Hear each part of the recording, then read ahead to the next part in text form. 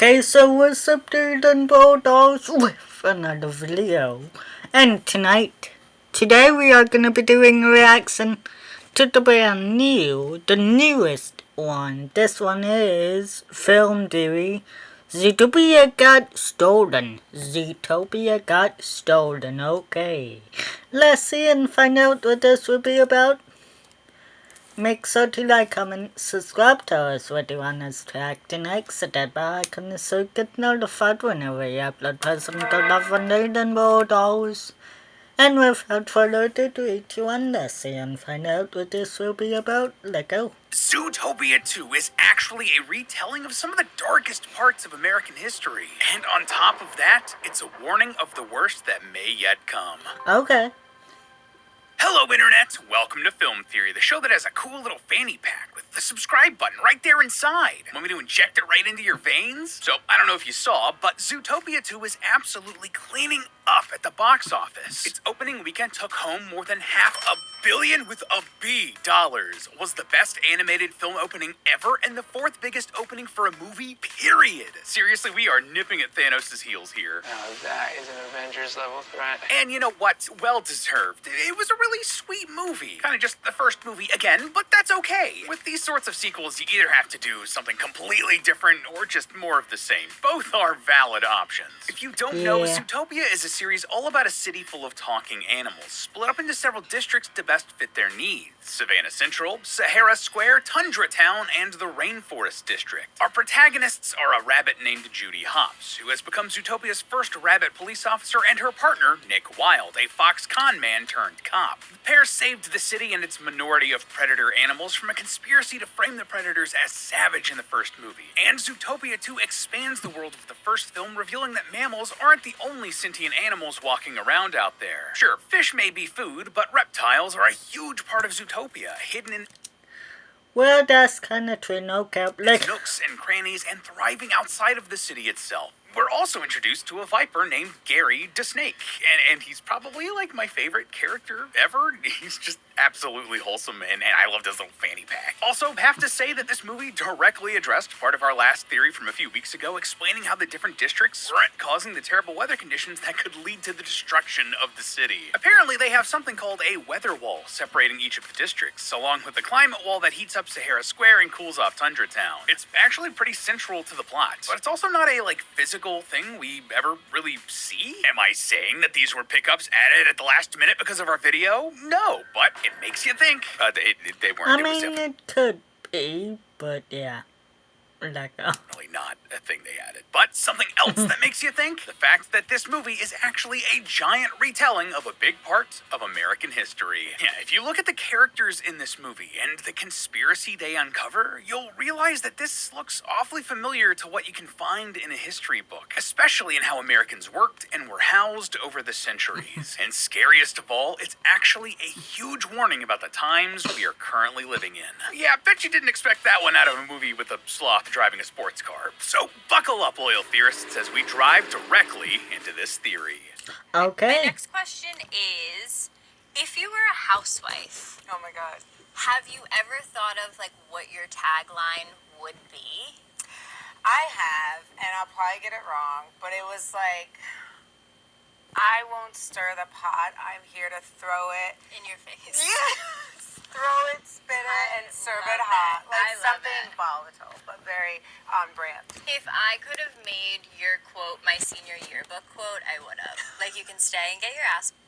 Theory. So, because this movie is so new, I think it's best that we recap the broad strokes of the plot here so we all know what's going on going in. And obviously, because of that, spoilers ahead. Cool? Cool. So, Zootopia 2 picks up pretty much exactly where we left off after Zootopia 1. Judy and Nick are now officially partners on the Zootopia police force, but early into their careers here, they go against orders and cause a giant mishap in a major case. Because of this, they're taken off of major duties and forced into what amounts to couples therapy. But Judy wants to continue her actual work, especially after finding evidence that a viper has re-entered Zootopia, the first reptile seen in decades. Reptiles had previously effectively been been banished from Zootopia after a murder committed by another Viper. So, of course, this raises concerns. And worst of all, the Viper is targeting the Lynxleys, the family that founded Zootopia and created the weather wall technology that lets the biomes coexist in harmony. But of course, this is a Disney film that needs conflict. Things can't be that simple, as Nick and Judy discover yet another conspiracy. After catching the Viper, the Lynxleys order Nick and Judy to kill him, and they're framed for a crime they didn't commit to hide some dark secret when they refused to. After taking the Viper, he turns out to be a pretty chill dude named Gary DeSnake, who has returned to Zootopia to try to clear his family's name. See, his great-grandmother was the Viper accused of murder all those decades ago, and she was also the actual creator of the weather wall technology. Reptiles used to live in peace with mammals in Zootopia, and even had their own district called Reptile Ravine. But the Lynxley's ancestors stole the DeSnake's technologies and patent while also framing her for the murder to discredit her. This led to discrimination against reptiles so severe that it eventually led all of them to either leave Zootopia or be forced underground into smaller neighborhoods like Marsh Market. The Lynxleys then used their newfound wealth and power to destroy Reptile Ravine, cover it in snow as they expanded Tundra Town, and turned the land into their own private estate. And now they want to do the exact same thing to another community, Marsh Market. But if Judy and Nick want to lay low while they're on the run, they're gonna need to do more than just smash their phones or change their names. Like, for real, I wouldn't be surprised if every website knows what they want to buy and is gonna serve them up some seriously targeted ads. Something that would be less of a problem with the partner for today's theory, Incogni. So those targeted ads happen because your data is being collected by thousands of companies who then just turn around and sell it without your knowledge or consent. It's annoying when it's like what you watch on Disney Plus or whatever, but it's another thing when it's like your full name, your email, your home address, your phone number, and your social security number. Like, dude, how do they even sink their claws into that info? But you have the right to demand that these companies delete your info. The catch? Doing so is going to take forever if you want to do it yourself. I mean, you can do it yourself. It's not forever gonna take forever, but yeah. Also, that should not be allowed at all. Like you're stuck with a sloth at the DMV. Thankfully, this is where Incogni comes in. Incogni will reach out to those companies for you, do all the work, and request that those companies scrub your info from their databases. They'll get your info off the market and deal with any of the objections from these shady companies. Plus, with their new custom removal feature in their unlimited plans, you can point to any people search website where your information is visible, and Incogni's agents will take care of it for you. Incogni have been some of our longest running partners on the channel, and I've actually been using them for years in my personal life. Last time we checked in July, they'd completed 819 takedown requests and saved me over 529 hours. And those numbers just keep going up. We're now at almost 1,000 scent removal requests with almost 900 of them completed, saving me almost 670 hours of my life. That's almost a full month of my time, guys. So if you want to keep your personal information private, you can get 60% off an annual plan by going to incogni.com/filmtheory and using the code FILMTHEORY. That's incogni.com/FILMTHEORY, or scan the QR code on screen and use the code FILMTHEORY to get 60% off an annual plan. Thanks again to Incogni for sponsoring this episode, and now let's take a trip back to Zootopia. Thankfully, Judy and Nick learn to be better partners. They overcome their prejudices and learn to trust Gary, expose the Lynxleys and their nefarious plot, clear their names, change the hearts and minds of the people of the city, and welcome the reptiles back into Zootopia. Everyone has a big dance party over the end credits. Cue the post-credit scene teasing the inevitable third movie that will involve birds as yet another stand-in for a real-world group of people facing discrimination in the modern day. My guess would be native or indigenous peoples. So already, Zootopia 2 carries on a lot of what the first movie did by clearly using its characters as stand-ins for real-world groups of peoples and the relationships we all have between them. Just like the first film used mammal predators as a stand-in for Black or African-American communities, this movie has reptiles stand in for many Latino or Asian communities. I mean, it doesn't really get much clearer when you have a basilisk named Jesus wearing a sombrero voiced by famous Mexican-American actor Danny Trejo. But where are we getting into the history lesson here? And what are the warnings? What's the evidence there? Well, we focus on Drake's finances, so he can focus on the field. That's the betterment effect. Okay.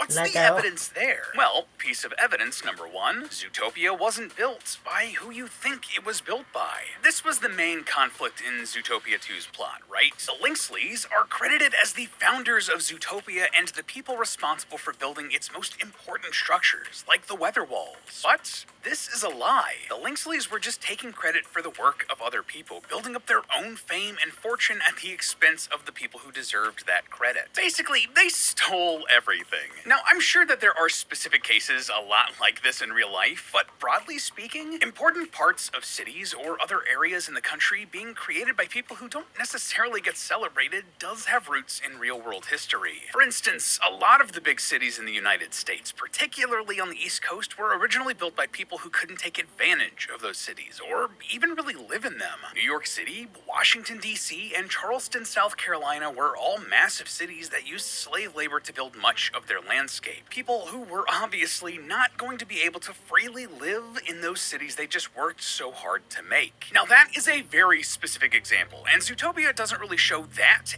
as its specific problem. I mean, what do you know, a children's movie with a talking fox didn't explore the impacts of slavery. Surprise, surprise. So yeah, sure, some parallels might be there if you kinda squint. But the Snakes created the weather wall, a lot of technological infrastructure that helped Zootopia thrive. Is there something else in American history that looks more like that? I mean, come on, you know what channel you're on, and you know I wouldn't bring that up if I didn't have an answer. And the answer is yes. In May of 1869, the Pacific Railroad, or America's first transcontinental railroad, was opened. And I cannot tell you how much of a game changer this was. Railroads were faster, safer, and way cheaper than other ways to get around back then. So being able to go from one side of America to the other, or move goods from one coast to another, that was huge. And sadly, for over a century, a lot of the people who helped build the railroad were left forgotten. Immigrants from China. Now, don't get me wrong. Many black, white, and Latino people worked on the Transcontinental Railroad, particularly Okay. Irish and German immigrants and former slaves freed after the Civil War. The work that they did and the pain they suffered because of it shouldn't be forgotten here either. But there were also a lot of Chinese immigrants that helped build the railway. Some estimates put that number between 15 and 20,000 Chinese workers, with up to 10,000 working at the same time. And this wasn't just hammering railroad spikes into the ground. Sometimes Chinese workers were put into hand-woven baskets, lowered into holes in the ground with explosives, lit the fuse, and were hopefully pulled back up before they exploded. Man, this is just a dark time in history. Sadly, most of these Chinese workers were forgotten or ignored by history, and only in recent decades has a light been shined on their work and this huge part of American history. This is almost exactly what we see in Zootopia, with the backbone of Zootopia's infrastructure being created by the Snakes, who seem to be stand-ins for similar Asian communities in the United States, given the casting of Ke Huy Quan as Gary. But this sort of work wasn't limited to the Chinese immigrants working on the Transcontinental Railroad either. From 1942 until 1964, the United States and Mexico worked together on the Bracero program, importing workers to keep railways moving and farms farming. They had terrible conditions, and the work of these Mexican laborers has largely been forgotten by history. Another parallel with the Latino-inspired reptiles in Zootopia. So that's laying the foundations of our comparison here. But what about something a bit more concrete when it comes to where people live? Something solid, like a building or neighborhood. Piece of evidence number 2, Zootopia shows us the impact of people being forced out of their neighborhoods. Now, in the last decade, you might have heard the word gentrification thrown around in the news, but what does that actually mean? Well, it's a very complicated topic, one that a video about a cartoon movie with talking animals is not going to really be able to do justice. I encourage you to do... Hang on, sorry guys. Let go. some reading and really dive into this issue that has impacted the lives of millions of real people and continues to impact them today. But for the toppest of top-level analyses here, well, the word comes from the old French word gentry, which describes, quote, well-born, well-bred people. Jeez, that's not snooty at all. Basically, it's rich people. And gentrification is the process where a neighborhood full of regular people is slowly changed as richer people move into the area. The neighborhoods start to change. Houses get replaced, new stores open, and the prices for everything goes up. So much so that eventually the original people who lived there can't afford to anymore. even if they've been there their whole lives, and they're forced to leave. This has sadly happened all over the country, with one notable example being San Juan Hill in New York City. This was a neighborhood full of thousands of African American and Puerto Rican families, bulldozed and replaced by the high-end Lincoln Center. Doesn't that sound a little familiar to what happened to Reptile Ravine? Obviously, it's more magical and cartoonish in Zootopia. The wealthy Linksleys used their hyper-advanced technology to move into Reptile Ravine and code it in an environment more suited to them than to the reptiles. They didn't use housing prices to gentrify the area, they used ice and snow. But that parallel does become a bit more clear when you realize that people have used nature to do this sort of thing in the real world, too. Communities like Enfield, Massachusetts, Kennett, California, and Elbow Woods, North Dakota are all now underwater because of the construction of dams made for wealthier nearby towns. And the most famous example of this, Coahuila, Alabama, takes things even further for our comparison because it was famously an African-American community before it was flooded, similar to the reptile minority here in Zootopia. Sadly, there are dozens and dozens of other examples I could point to with gentrification, but you get the idea. New HugFit 360 waistband versus a soccer ball. Will it stretch? Stretch, and it's good! New Huggies HugFit 360 with double the stretch, up to 100% leak-proof fit. How long you been here? 6 months. And what does your husband do? Communications envoy for the Associate to the U.S. Ambassador to the USSR. Stop it. Come on, we both know what our husbands really do. Earlier this evening, a small single-engined aircraft crashed. Both of your husbands were on that plane. What? We need answers. There is no reason for us to bring more Americans into the country unless they're key to our intelligence work. Then let us do that. We're women. People only look at us if they want to have sex with us or marry us, and that's it. No one would ever suspect us of anything. We would like you to perform the duties of a secretary. I thought you had a real assignment for us. Yeah, I mean, we're going to risk our lives to learn how to use a Xerox machine. You don't know how to use a Xerox machine? This job demands sacrifice. Most people are not cut out for it. It's time. But these women are not most people.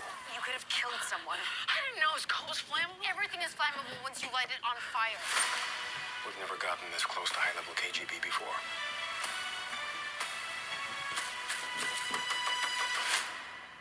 We have a ball.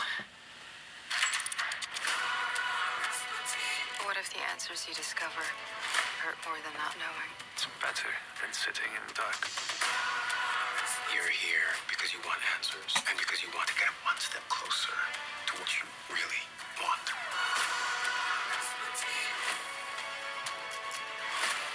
It's all connected. We know how dangerous this guy is. He's probably assassinating hundreds of people a day. Hundreds. We're thinking hundreds. Well, I don't know, but even if it's one, it's like a lot.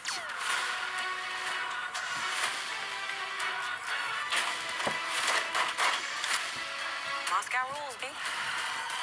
Moscow rules. You see the car? Sorry guys, like a That's the KGB. To them, I'm a POI, a person of interest. But you two are PONIs. Ponies. Persons of no interest. sorry about that.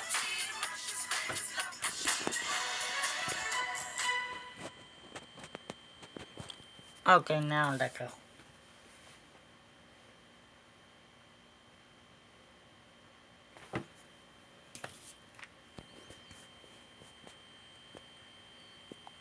Dozens of other examples I could point to with gentrification, but you get the idea.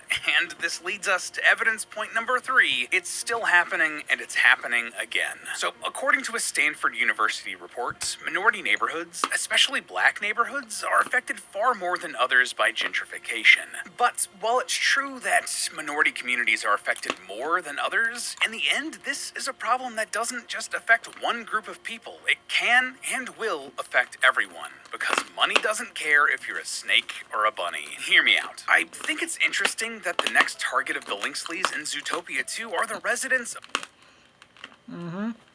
the Marsh Market neighborhood. Yeah, the big plans they have in the movie, the conspiracy that Nick and Judy need to avert, is that the super wealthy lynxes want to expand Tundra Town so that it covers up Marsh Market, exactly like they did to Reptile Ravine. This will inevitably force out all of the citizens that live there away from the area they grew up in and that's best suited for them. People like the sea lions, walruses, dolphins, otters, beavers, and some of the remaining reptiles like iguanas, tortoises, and basilisks. And well, it's not a coincidence that the people here in Marsh Market are depicted in a very specific way. Hey, bub. Hey, bub. Hey, bub. Hey, bub. Hey, bub. Hey. Hey, bub. Hey. Bub. They wear overalls and outdoorsy clothing. They have thick drawls and southern accents. Freaking banjos and harmonicas sometimes play when they first show up. Let me tell you, as someone raised in the Appalachian Mountains of South Carolina, these are my people. If predators represent African Americans and reptiles represent Latino and Asian communities, then the mammals here in Marsh Market are very much supposed to be people from rural communities in the southern and midwestern United States. And that can tell you a lot about their role in the themes here in Zootopia. See, sadly, the American South has the highest poverty rate in the United States. In the late 2010s, almost 20% of people living in the South were in poverty. That's basically 1 out of every 5 people struggling hard to find ends meet.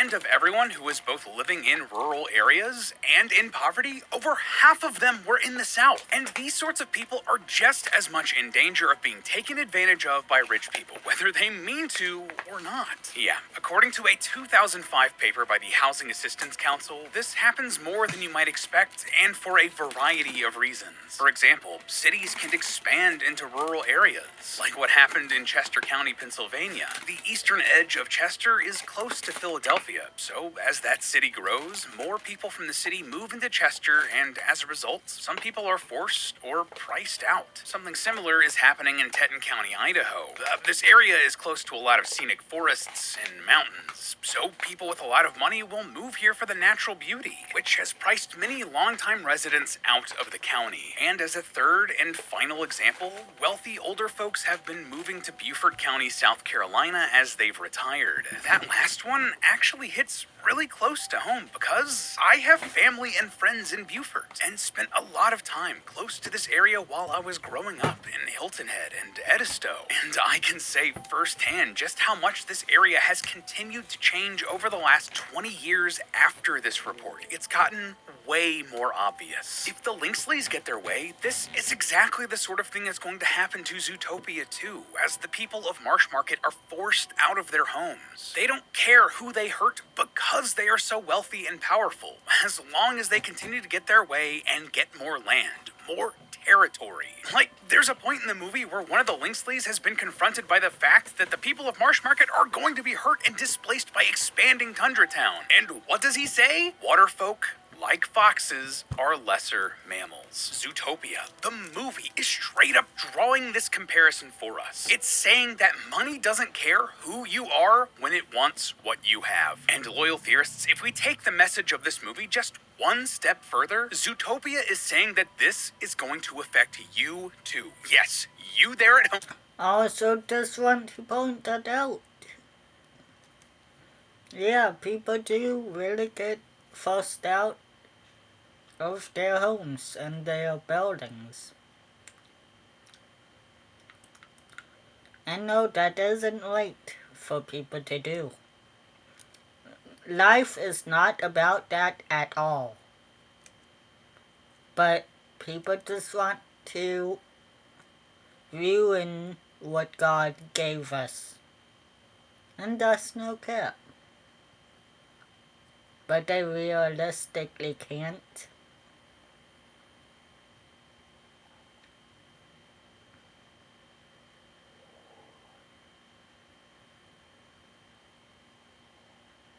But they do try, no cap. But that is not right at all. let go. Watching this in your underwear. Another line in this movie says that the lynxleys are territorial animals and that they always want more and more land. And while we tend to think about all this stuff involving gentrification as stuff that's happened in the past, it's happening right now. Sure, sometimes it takes the exact same form as the past, with rich people moving into poor neighborhoods and changing them. But in a modern lens, it's also happening with technology. I mean, if you haven't heard, AI data centers are being built all over the country, and according to several reports, wherever they go, they use millions of gallons of water, eat up and overwork the local electrical grid, and then pollute and change the environment. This causes the prices for locals to go up and could force them to leave, all for the benefit of someone who isn't even from there, who isn't even physically there. But just like Zootopia showed us that we can stand up against that, you can stand up for your community too. Man, you know, the more I've thought about it, this comparison is so one-to-one, maybe the birds in Zootopia 3 are just gonna be AI tech bros. But hey, that's just a theory. A film theory. And cut. Up next on Film Theory, Zootopia is doomed. Okay. Also, we do need more protests in this world about money. A money protest. No cap. But yeah. Still gonna be waiting for that. I mean, it should happen. It does. But not that big of money protests. No cap. But anyway, if you like the reaction, make sure to like, comment, subscribe, tell us what you want us to react to next. Stay then, Bulldogs. See y'all next time. Hope you like the reaction, and we are out.